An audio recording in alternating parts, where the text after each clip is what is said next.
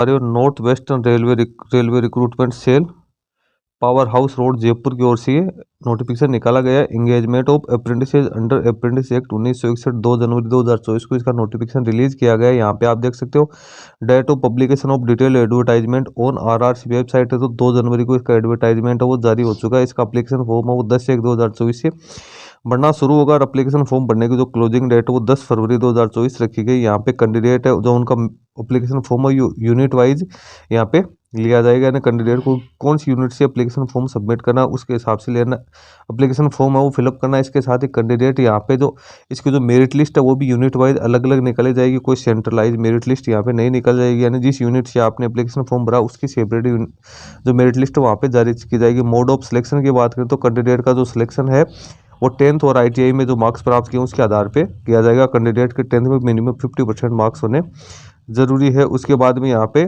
कौन कौन सी डिवीजन है जिसके लिए वैकेंसी निकाली गई है, सॉरी यूनिट है या डिवीजन से, तो आप देख सकते हो अजमेर, बीकानेर, जयपुर, जोधपुर। उसके बाद में BTC कैरीज अजमेर, BTC लोको अजमेर, फिर कैरीज वर्कशॉप बीकानेर और कैरीज वर्कशॉप जोधपुर के लिए ये वैकेंसीज निकाली गई है, जिसमें कैंडिडेट है तो एप्लीकेशन फॉर्म है वो सबमिट कर पाएंगे। अब आप यहाँ पे देख सकते हो सबसे पहले apprentice will be following trade, कौन कौन से ट्रेड में अप्रेंटिस लिए जाएंगे और कौन कौन से डिवीजन में है। तो सबसे पहले DRM ऑफिस अजमेर की अपने यहाँ पे बात करते हो, इसमें 10 प्रकार के ट्रेड को शामिल किया गया है। इसमें टोटल 402 पदों के लिए वैकेंसीज निकाली गई। क्वालिफिकेशन है और रिलेवेंट ट्रेड में ITI पास आउट होनी जरूरी है। उसके बाद में बात करते हैं DRM ऑफिस बीकानेर की, तो यहाँ पे टोटल 6 ITI के ट्रेड्स के लिए टोटल 424 पदों के लिए वैकेंसी निकाली गई है। फिर जयपुर की अपन बात करें तो जयपुर में आप देख सकते हो टोटल 4 ITI के ट्रेड्स के लिए 488 पदों के लिए वैकेंसीज निकाली गई है। फिर जोधपुर DRM ऑफिस जोधपुर में अपन चल रहे तो यहाँ पे 5 ट्रेड के लिए टोटल 67 पदों के लिए वैकेंसीज निकाली गई है। उसके बाद में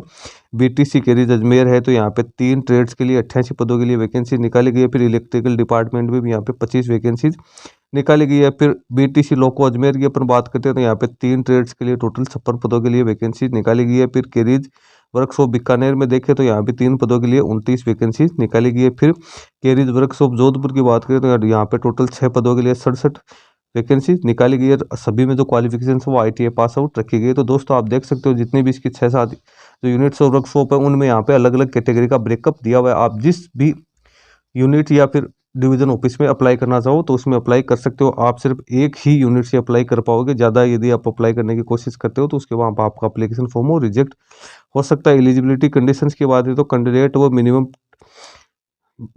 की मिनिमम एज 15 वर्ष और मैक्सिमम 24 वर्ष होने जरूरी है। इसमें SC/ST को 5 साल की और OBC को यहाँ पे 3 साल की छूट है वो प्रोवाइड की जाएगी। इसी तरीके से एक सर्विसमैन और उनके कैंडिडेट्स को भी यहाँ पे छूट दी जाएगी। मिनिमम एजुकेशन क्वालिफिकेशन की बात करें तो कैंडिडेट मिनिमम 50% मार्क्स के साथ 10th पास होना जरूरी है। 10+2 एग्जामिनेशन सिस्टम है। इसके साथ ही कैंडिडेट के पास में NCVT या SCVT का ITI का सर्टिफिकेट होना जरूरी है। पेमेंट ऑफ फी की बात करें तो यहाँ पे SC/ST फिजिकल डिसेबल पर्सन और वुमन कैंडिडेट के लिए कोई फी नहीं है। इसके अलावा जो अदर कैंडिडेट बच गए उनको 100 रुपये नॉन रिफंडेबल फी का पेमेंट करना है, जो कि ऑनलाइन मोड में आपको करना होगा। कैंडिडेट वो फिजिकली फिट होना जरूरी है। उसके बाद यहाँ पे जो फिजिकल डिसेबल पर्सन है उनके लिए भी यहाँ पे सूटेबिलिटी दी हुई। कैंडिडेट आप अप्लाई कैसे कर सकता है, तो जो भी कैंडिडेट सारा एलिजिबिलिटी क्राइटेरिया कंप्लीट करता है वो www.rrcjaipur.in की ऑफिशियल वेबसाइट पे जाके और आधार कार्ड से अपना रजिस्ट्रेशन करके उसके बाद अपना जो एप्लीकेशन फॉर्म है वो सबमिट कर पाएगा। कैंडिडेट सिर्फ एक ही यूनिट से अप्लाई कर पाएगा, जो मैंने आपको पहले बता दिया। कैंडिडेट यदि कोई